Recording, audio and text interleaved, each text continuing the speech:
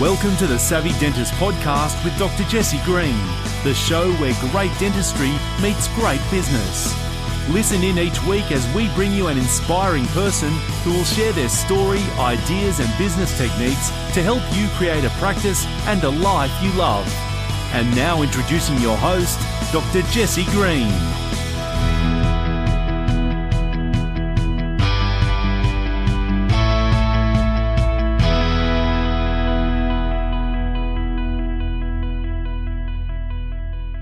Hi everyone, Jesse Green here. Welcome back to SavvyDentist.com and to the Savvy Dentist podcast.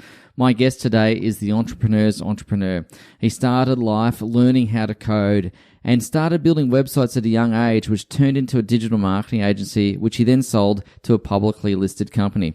Using that skill set, he created another website which many of you will be familiar with, Finder.com, which is a comparison website that is hugely popular, and that business does over $100 million a year in revenue. As part of that journey, he's been featured in the AFR Young Rich List. And now he's involved in the world of open banking, democratising banking, changing the way that we do things, a true disruptor, a true innovator. And I'm talking about Fred Schebesta.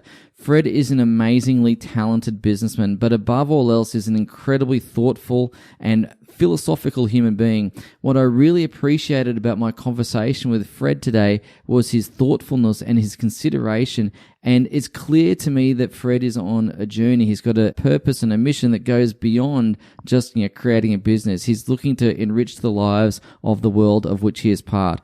I found this conversation incredibly stimulating, incredibly interesting, and of course, really applicable to understanding the process of creativity in business and understanding that business is as much art as it is science. I really hope you enjoy this conversation with Fred. I did, and I really hope you do too. So here's Fred Schebesta. Fred Schebesta, welcome to the Savvy Dentist podcast. Thank you so much for hanging out with us this afternoon. How are you, mate? Very good, and thank you. And for whatever time anyone's listening, I appreciate you tuning in. You found the best podcast right now. Oh, mate, you are very kind. You are really kind. Hey, Fred, your background is a really interesting, rich and diverse background. We were just talking off air a moment ago. You've got some connections to Canberra, where I am at the moment, but your business is based in Sydney.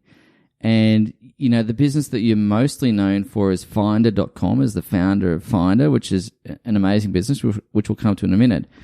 But you had an internet marketing agency, a digital marketing agency, which you sold at a young age. I'm curious to understand where your entrepreneurial journey began. What sparked that flame for you? Well, as a kid, I used to ride bikes and climb trees and buy milk bottles and Redskins from the corner shop and get up to no good on my skateboard. So I don't know if that was not the time of enterprising and entrepreneurialism, but I definitely, I used to sell a few weird and wacky things at school when I got my hands on them.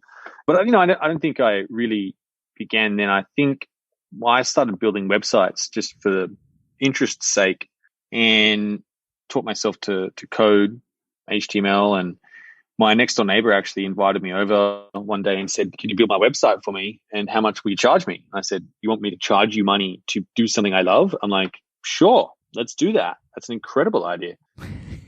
And I think I've always been one to sort of pick up very quickly on where potentially a dollar could be made in some way, but more importantly, how a dollar can be made scalably and, repeatedly over time. That's more what I'm interested in, and have refined that process.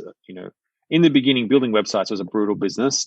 I wouldn't say that was probably what 7 years of brutality. And I don't think that was probably, probably should have gotten out a little earlier than I did, but, went through the whole cycle and sold that business. But that's sort of where I began. And, I think always been kicking around ideas. I like the idea of scalability, Fred. That's one of the things that fascinates me as well. And I'm curious to ask, with your marketing agency, did you manage to actually scale that in the end? Did you manage to do that before you exited, or not so much? I think we had sort of 20 people, and we billed, $2 million in a year, and that was hard work. That was a lot of work. And we were proud of that back then, and we thought that was a lot of money. And now we don't really see it like that in the same way. But I think, yes, we did scale it a little bit, but just in the most, just the worst ways you could possibly do that, and made every mistake, not proceduralizing, organizing roles, defining responsibilities, and, setting, key performance, and everything was just very, very broken. And that was just because I didn't know what I was doing. I was a very young kid. I was 22 years old. So, yeah, trying to manage a whole group of people and figure out how to run a business at the same time. I remember at one point we were $250,000 in debt. So we owed $150,000 to the tax man. We owed a law firm $70,000, and we had payroll coming up. Oh, wow. And we didn't have the money. So that was probably the bottom. And I mortgaged my shares. I got a margin loan for, I think it was 15%, and I paid the payroll. And then we cut costs, and we slowly dug our way out of that, and got up and out of that. Yeah, that's really interesting, because there'll be a lot of people listening to this podcast that might have experienced something similar to that. And you mentioned, you scaled in the worst possible way by not proceduralizing, not having clear parameters around responsibility or KPIs or anything of that nature. I want to talk about that kind of business versus Finder. And Finder's obviously a business that easily scales because it's a digital platform, and it's a great site, of course, comparison site. And I'll ask you about the history of that in a minute. But with a personal services business or a business such as the agency, do you think they are truly scalable in any way, or is it just you're going to be able to leverage more than scale? It's a man-hours business.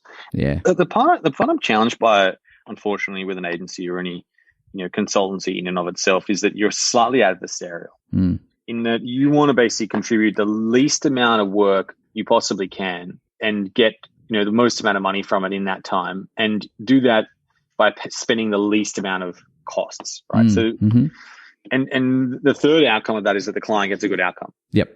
Which at the end of the day, it's their responsibility, and so it's kind of weird. Yeah. Right? I think that trilemma, unfortunately, in an agency is kind of broken, and that's why the agency model is kind of slowly over time dissipated. I think there are parts of it where it does work, in terms of creativity, in terms of, getting access to people that you wouldn't normally hire inside a company. But to, for that to be reasonable, you need to be a certain size and be requiring certain types of skills that an agency can provide. So, unfortunately, a lot of this has become commoditized and democratized with software. Yeah. That's the reality. And to your point, leverage, yes. And we had a system, we had a process, had to build stuff and quote stuff and get it out and invoice for it and collect the money, and, the system would work. And that company still runs today, by the way. It still operates. Yeah, it's still carrying on. It's been sold twice to two other companies, but, it's still, the original people are still there. Some of them are still there. They loved that job, and we created a great company, a great culture. And it's just from a business perspective, we just, grinded for so many years. It was brutal, and you don't get that scale. That's exactly right. Yeah, you don't get that exponentiality, do you? It's true, and I think that's for anyone as well. At the end of the day, being part of a company that is going to scale, that means that you have the opportunity to grow as well. Even if you're not necessarily starting the company, joining a company that's scaling, joining a company that's growing, means that you have the chance to grow and you have the chance to expand and grow with it as well. And that's incredible. Yeah. So let's talk about Finder, Fred, because I read, and maybe my research is correct, maybe it's not, but I read that that's basically a $100 million business versus a $2 million agency, which is a massive multiple. It's a massive uptick. And so I wanted to ask you, how did Finder start? What was the impetus for that? And I guess what was the problem that you were solving? I think I understand it, but just from your perspective, what was that problem that you saw that was big enough that you needed to put your time, effort, and energy into? Well, I think the first part of it was we decided that we wanted to build a product, not offer a service. And, and to some extent, Finder is a service, but it's actually a product that provides the service, right? So that was the beginning. We weren't going to sell hours. We refused. No more time and materials. Not going to happen. sorry, just going back to the time and materials, there is another way to scale an agency and those kind of things. And that's where you take an equity or take a position inside your client. I think that model is scalable because you're building up to something. Yeah. But in the bigger sense, I definitely think, no, it's definitely not that scalable. So that was the first rule. The second thing was we thought, hey, we want to do something that leverages all the marketing skills that we've mastered. So you kind of translated, building websites, doing SEO for clients, doing email marketing, buying ads, building ads, building campaigns, all that stuff, and translating that around and turning it into an actual business model. That was the skills we had, So naturally, we gravitated towards anything that did that. I don't think it was let's go and do this, let's go and decide to do that. Or that's a really smart and brilliant idea. We just thought, hey, this is a cool little business. This kind of would do some cool stuff. Let's go and try that. And it naturally built upon itself. It naturally scaled and gained momentum because we just loved to do it.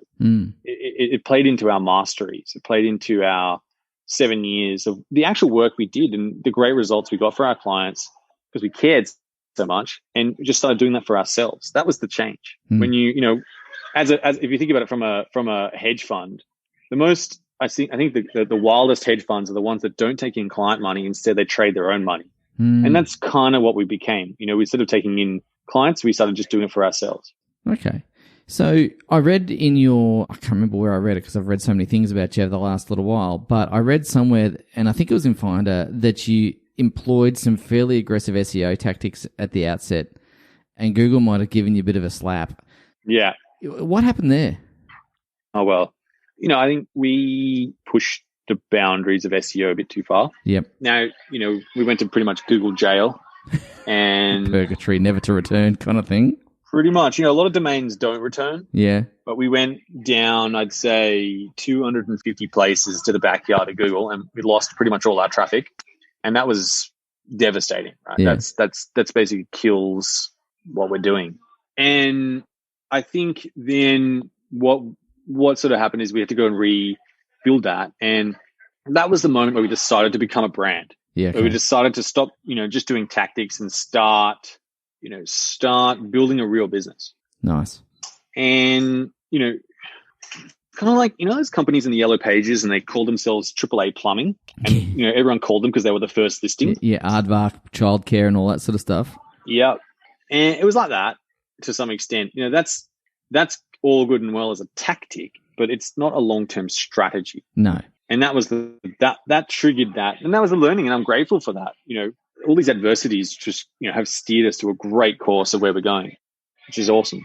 So I'll get into where you're going in a second because I know you're doing a lot of innovation in the fintech space. I wanted to ask you about data. Data is a currency these days, and it doesn't seem that long ago, to me at least, maybe I'm just showing my age, where, the whole concept of data was there, but not quite in the same way that it is now, and how data is used now is quite sophisticated. I wanted to ask you your thoughts around where data's going. What sort of future do you see? I know there's the things like Dash Button and other things that, smart devices to assist with commerce and so on, but just more broadly than those, individual applications. You'd be collecting a lot of data with Finder and so on and so forth. What's the great insights that you've seen around the application of data? Well, I think only of recent, I would say that we've started to employ data to deliver really, interesting insights to customers. I think in the past, a lot of that data was for us determining conversion rates and making decisions about how to shape the website. And, it's basically a decision tool to some extent. Yeah. These days, I think what we've been doing is translating what we see from, we're taking in a lot of customer transactions and we're analyzing similar people with similar credit scores and similar, ages and incomes and saying, hey, it's interesting. This person pays 4% on their home loan. This person pays 3%. Maybe they'd be interested in seeing that. So it's kind of like, I think the revolution is this idea where you can anonymously use data to share insights between people to gain an insight or an advantage in life. That's what we really are focused on for us. I definitely think there's a lot of other companies that have done a lot of incredible things, with data. I can only talk from our experience, obviously. But one of the biggest challenges I think with data is just getting it clean in the beginning. It's really hard. Yeah. And storing it in a way that can be, modified, analyzed. That's really, I know that sounds kind of elementary, but it kind of all starts and begins there. And then I think that there's some really incredible tools that are now starting to come out and be a lot cheaper that I think a lot of really big companies were using in the past and gaining a big edge. But, we're starting to be able to use those, and they're becoming democratized more. A lot of open source data warehouses starting to come out as well, so people kind of self-host them. And I think that's where the change is. Right now, it's all pretty collated with the big cloud providers. But I think that's going to actually change again, and people are going to own their own data and run their own data warehousing and data processing and make insights. I think that's the next trend that's going to happen with storage and data. And because that's what happened with CMSs. You remember CMSs? It started off, everyone had proprietary CMSs. Yes. Everyone was paying this little company and that little company. And then WordPress came out and said, hey, have it for free. Yeah. And you can host it and then come back and buy our plugins and our tools and our themes and all those kinds of bits and pieces and our hosting. Cool, awesome. But you own your CMS, which is, I think, going to start to happen with your data warehouse and your data processing. Those tools are going to become open source. I think that's really fascinating because there's going to be a ton of data, obviously, that we'll be able to, gather.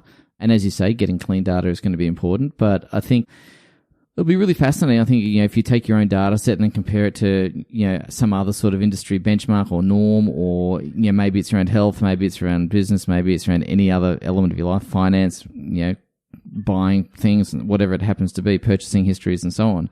I think, do you feel that there's going to be able to have a more customized experience using this data? So, for me, I might be interested in, a particular thing, and therefore by comparing my data to whatever's out there, I'm going to be able to have a better user experience as a consequence of that, rather than sorting through hundreds of hours of, guff or things that I'm not interested in.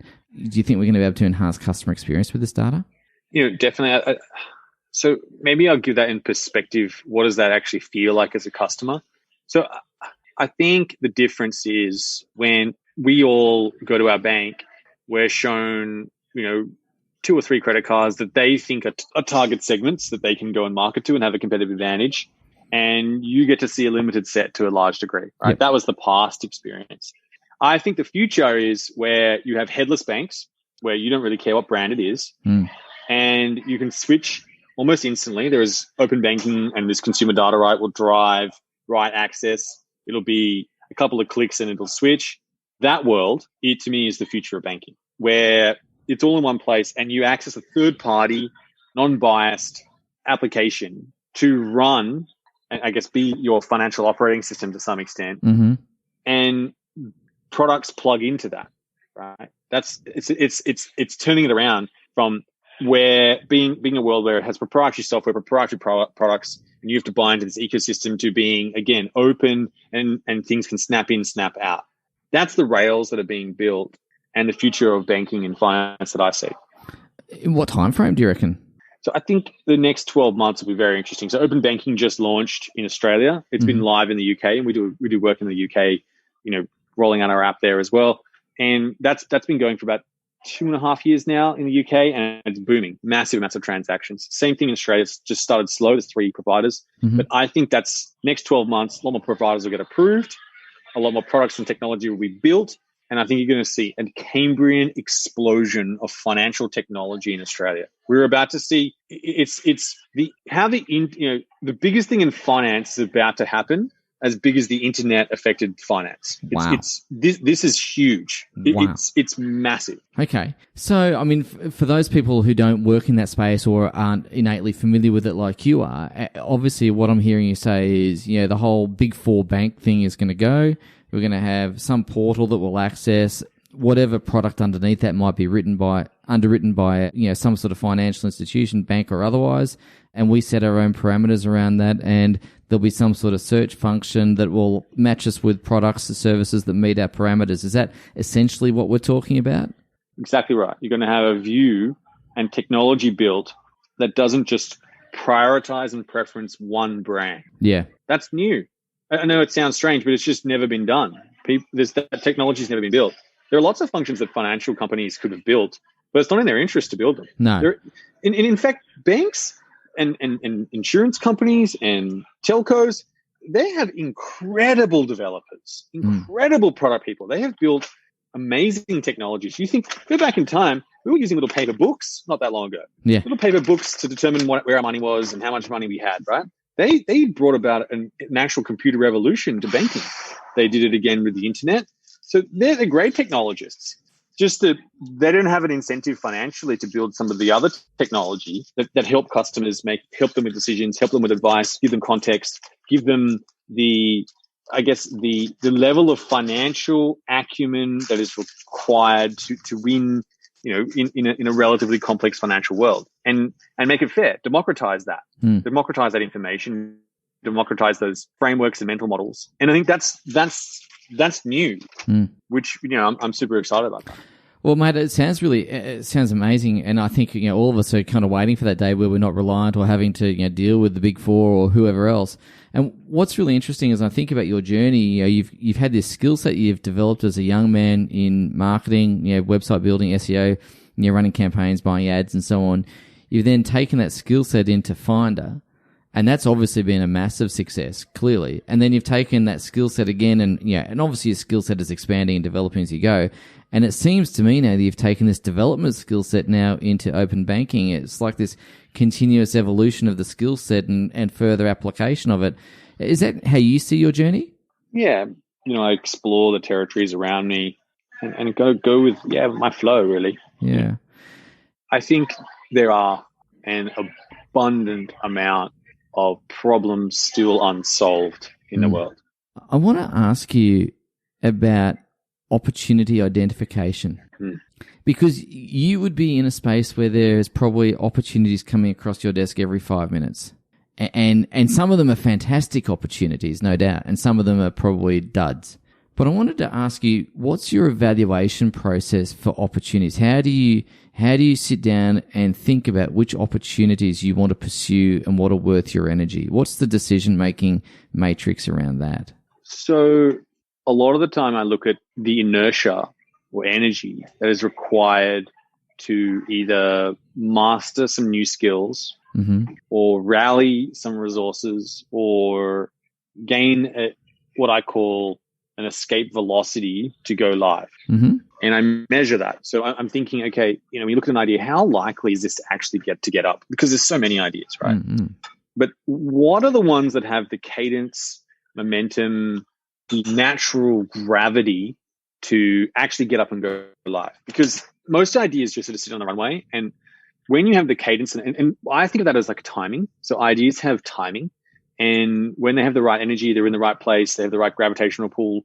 I think, can I make a multi-ball win, right? Can I move something slightly so that a whole of things continue to affect a whole lot of other things, and then that naturally adds to the bigger ball of Finder to keep going. And so a lot of I don't know if you've ever played pinball, but I always try that. I have spent many an hour trying to tilt the machine, my friend. Well, when you're going for the multi-ball, that to me is what I'm trying to aim for all the time with these decisions. Yeah. How can I unlock a massive multi-ball? Yeah. Okay. And that's just, it's not easy. It's not always, it requires saying no most of the time and then saying yes when you're a little bit scared. Yeah. Okay. Yeah. And so, okay, let's talk about that fear. Is that something that you kind of consciously have to overcome, or you've done enough analysis that you've got some confidence that even though there's a bit of fear, you take the plunge and get on with it anyway, or how do you manage that fear?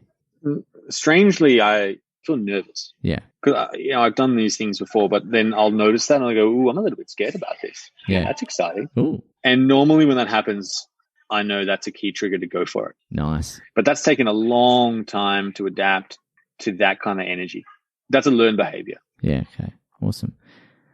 So, Fred, I want to ask you, you were featured on the AFR Rich List, and which is a fantastic achievement. And I wanted to ask you, is there any pressure that comes with that kind of listing, or is it just a nice recognition? You kind of go, oh, that's nice, and move on, or is it a case of, I've had this, wonderful success that is Finder, am I now meant to be doing a bigger and better thing second time, for the next thing? Ladies and gentlemen, for my next trick, I present da-da-da. Is there any pressure around that? Or is it just a nice accolade? You go, oh, that was good, and move on? I think it's a nice recognition. I think it's a key recognition to Frank, who has joined me as the founder and finder of the whole journey, and Jeremy as a co-founder, along that journey, and all the crew at Finder. I see that as a recognition moment in time, and all the greatness that they've achieved and where they're going. I think that's key. I think in terms of the expectations which I set myself, do I feel worthy of them? Yes. Do I feel satisfied with them? No. And I always think that it's okay to have one thing you're dissatisfied about in life. Everything else, really, come on. You should, really, you didn't get, your almond latte you got burnt this morning. Really? Or, your delivery of your shoes came 2 days late. Come on. Really? Nah. Yeah. And in the scheme of things, but I think I give myself permission to have one thing I'm dissatisfied about. Mm-hmm. And that is, I'm not satisfied that I have achieved my higher, or what I see as a purpose or a goal of creating something no one's ever created before, something different and unique. Yeah. And that's the journey I'm on. It's a feeling that I think will take a long time to come. We sold another business just recently, a cryptocurrency brokerage called HiveX, and that was great. It was a small sale. Cool. Celebrate. Awesome. But I didn't feel this is just, I guess, me personally. So I want to give you context in answering this. It's just about, this is my journey. Everyone has their own ones, and full credit to their journey and how they want to operate. So this is not the be all and end all. It's just how I feel about these things. And that is, I realize that my journey is not a monetary journey. It is a journey of personal legacy. Nice. And I think that's taken me a long time to realize and recognize about myself. But I love to create things. I love that. I absolutely love it. And I want to create something that no one has ever created before, and for it to create a legacy. It's really interesting that you use that word around legacy and, of course, creativity. And one of my thoughts around business and life is there's a lot of artistry in business. When I think of artists, typically you'll think of a painter, sculptor, photographer, or someone like that. But I actually think that there's a lot of artistry that goes into building something that's unique, something that's an extension of you. How much of your business is art and how much is science? So I think the business in and of itself is probably a good 80% science and 20% art these days. Yeah. That's the business. Yeah. I think myself personally, but definitely probably in the 50-50 space these days. Yeah. Really digging deeply into the artistry of the creation, the manifestation of something and some things. And, if everything was a science, everyone would do it, right? Oh, totally. Exactly. Follow the bouncing ball, step-by-step process, and it's not that way. Yeah. But, it's not. I think creation and creativity is about taking risks. And that's what's an entrepreneur? So that's a key question, right? In my mind if you look up the definition, it's to create a business and take financial risks and benefit from the rewards. Yep. And, I think doing that in an incredible way requires a lot of creativity, and to find a lot of other creative people as well, and a lot of incredibly organized people, and a lot of tactical people and scientific people and people who can know how to organize people and manage people and lead people, and bringing those all together into a cohesive approach. I think that creation and that creativity and that curation, that's probably where the art is, and the science is probably in the the dollars and cents and the logical and the rational side. Yeah. And of course you need the both of them. You've been really, really generous with your time today, mate, and I want to say thank you. It's an interesting and fascinating peek into a world that we don't get to inhabit that often, but I think that the thought processes and the skills are immensely transferable. As we wrap up, I want to just ask you one quick question around mindset. And I heard you speak on a few podcasts. As I said, I did some research prior to coming to talk to you, and I heard you talk about scarcity and abundance. And I think it's a really important topic. And I think that all of us can fall into scarcity. I think all of us can take our eye off what is fulfilling for us or where our energy needs to be directed, and we can look over our shoulders a bit too much or look left or look right and compare. I wanted to ask you how you see the relationship of scarcity and abundance in entrepreneurship or in business, and of course, how to try to remain abundant more than slipping into scarcity. So when I think about, let's go back to a fundamental principle. We're in a universe at its absolute core that is continuously expanding. Yep. And time is, it obviously is another dimension in our lives. But what I've always thought in and of itself, what I love, and I want to go back to talking about scarcity and abundance. There's a lot of, you have a lot of time, you have an abundance of time.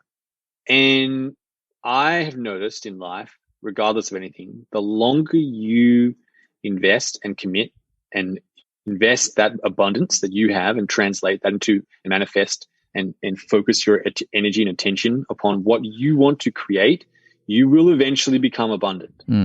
Absolutely. And the scarcity, I think, falling into that, there's a limited amount of resources and time and those kind of things. Sure, I think I can understand, I can empathize with that as a first look. But when you zoom out and you start to appreciate and look and channel together all of the hours collectively that you are committing and enrolling to what you are going to do, that stacks up. And there is only one thing and one way that energy can go, and that is to manifest greatness.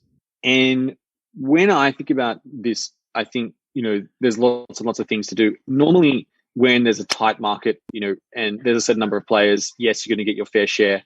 But that's the beginning, because normally when you get to that point and you hit some sort of, static level or some sort of plateau, that is the moment in time where if you want to lean into a world of abundance, this is a moment where you need to innovate. You need to make a leap forward, not an incremental improvement. That's very different. I'm talking about going from an iPod to an iPhone. Yeah. To take that leap, to go from just a music player to a phone, music player, and internet browser wrapped into one. Yep. That is an innovation. That is a disruptive innovation. That is where you take a leap of unknown risk towards abundance. And those are, yes, high risk, and they may not all work, but with enough time, enough commitment, and enough continued emphasis, and what I call, which is really important, taking responsibility for that, to innovate and commit to yourself to doing that and taking those risks continuously. Yep. That is a formula in which I believe creates abundance, because there's always something new. There's always something new the customer needs. There's always something changing. And that is the place of abundance. It's continuously being created and changed. Yeah. 100% you can guarantee on change. And that new space where that new thing is happening, everyone's on the same playing field. No one gets an unfair advantage. And I'm always committed to that place, finding that place. Where is the new thing? What can I do new? Add that to what we're doing. And there is a continuous source, like imagine an effervescent fountain of abundance of new things that are happening continuously in this world and getting faster and faster. That is why I believe the world is abundant. Mate, that's fantastic. I love that. That commitment to that new space, that commitment to playing in that field is really, really interesting and really inspiring. And I know there's going to be a lot of people listening to that. I'm thinking I've got a particular friend of mine, Gareth, if you're listening, I'd like you to go back and listen to this podcast 100 times. I think that's a really, really key thing to drag out. And I'm really grateful to you for sharing it. As I am grateful to you for sharing everything we've spoken about today, Fred, you've been a really thought-provoking, interesting, and I might say surprisingly philosophical guest. I've enjoyed hearing your thoughts. I've enjoyed hearing your philosophy as much as I've enjoyed hearing of your success and story, because it's the thought process that really fascinates and interests me. And I can see and I know that there's a lot of deep thought that goes into the work that you do, and I'm looking forward to seeing what you create next. So thank you so much for doing the work that you do. I'm really looking forward to it. Thanks for the opportunity, Jesse. You ask great questions and you get great answers. Thanks, mate. You're a champ. Cheers. Thank you for listening to the Savvy Dentist podcast with Dr. Jesse Green. For more free tools and resources, join the free Facebook group. visit drjessegreen.com/Facebook. And for more episodes, visit drjessegreen.com/savvydentist.